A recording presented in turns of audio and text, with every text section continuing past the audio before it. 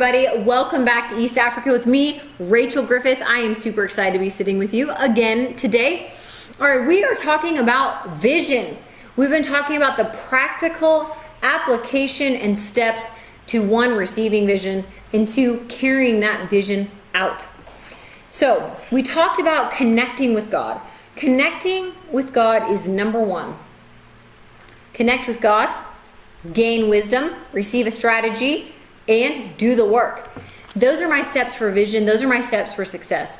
You know, you have to connect with God. You need to hear from Him, fellowship with Him, and in that comes faith. And then from there, God gives wisdom. And when we ask, we need to be asking. We need to be receiving wisdom from Him. Pretty much on every situation, you guys. I mean, wisdom is not just for when you have a vision for something. It's for the daily life that you need to live as well. And wisdom will always bring a strategy. Wisdom brings something that you can do to affect your situation, or something you can do to begin to see that vision come to pass. And maybe that's just starting a small group. Maybe that is starting a business. That's what can be so many different things. But God has the wisdom and God has the strategy for you. We talked about doing the work. This is so important. As believers, we need to understand that yes, we are believing God to see things happen. We are walking in faith. But that by no means means that you are doing nothing.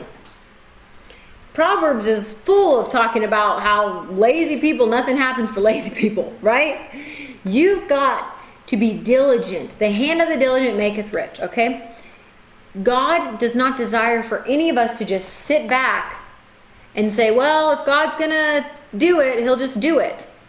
And from the stories that we've read, that's not true at all. God will give you His might, His power.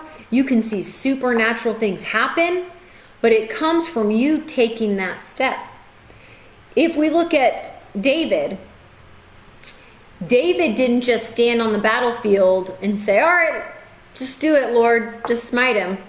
No, he picked up the stones, he ran, and he threw it. Joshua did exactly what the Lord said. Went around that city 7 times on the 7th day and blew that trumpet.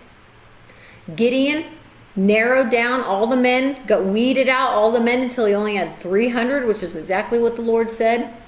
Went to the camp. He didn't just sit there. He didn't just say, okay, that's it. Now you do it, God. God was working in them and through them, but they had to take the step, put action to the word. You see, God works through us when we take those steps. Because all of these were supernatural events that happened. When Gideon blew that horn and broke those clay pots and had the torch, the Lord worked supernaturally through that. But do you see how all of these people had to actually do what they had heard? And you can look at the New Testament. I mean, Peter walks on water, but he actually has to get out of the boat. He has to take the physical step. And it's important for us to realize that this is the part where people get a little bit scared. You know, it's great to put your vision board up on your wall. It's great to write down your goals and your vision. But that's not going to actually fulfill that vision.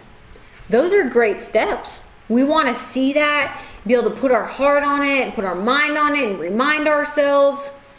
But if we're not saying, all right, Lord, now give me the wisdom, give me the strategy so I can begin to do what you're calling me to do, you're not going to see that thing come to pass.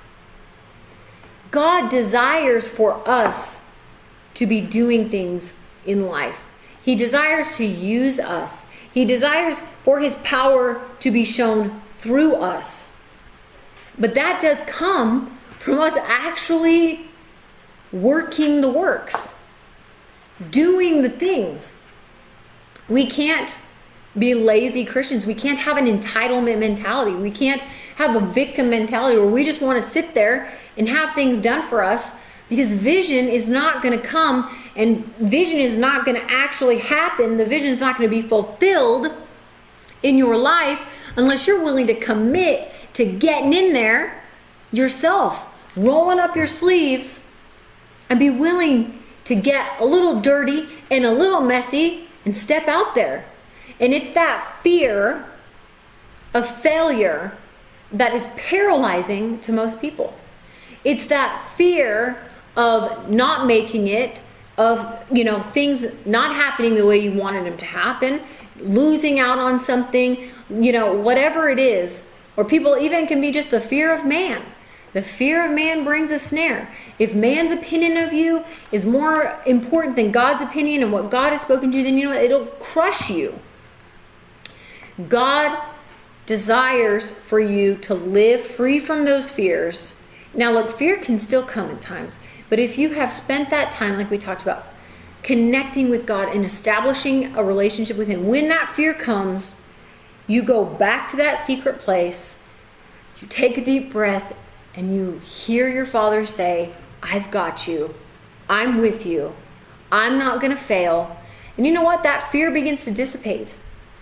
His strength is in you. And it is going to take you being willing to make mistakes, being willing to miss it, being willing to fail. I was talking to somebody the other day, and they were telling me just, how they had started this new business and how gripping the fear was to fail at it. And she said she actually made some mistakes in the beginning transactions, and it was like that fear of failing and messing up had actually happened. It wasn't a huge deal, but it was kind of a downer to her, because she wasn't very confident yet. And what I told her? I said, failure is quitting, first of all. Failure is all out quitting. Messing up and missing and falling down, that means you went for something. You went after that thing. And you know what? Sometimes the only way to get where you need to go is to fall a few times.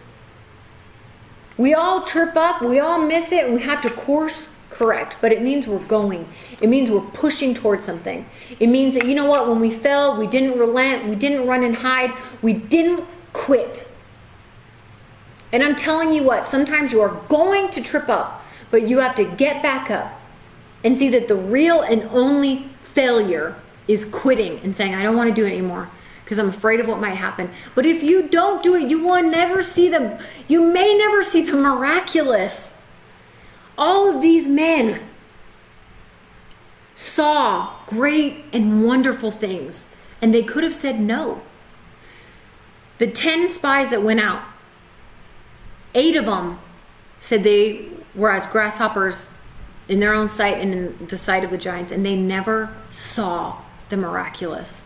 They never saw that vision come to pass. They quit. They were afraid.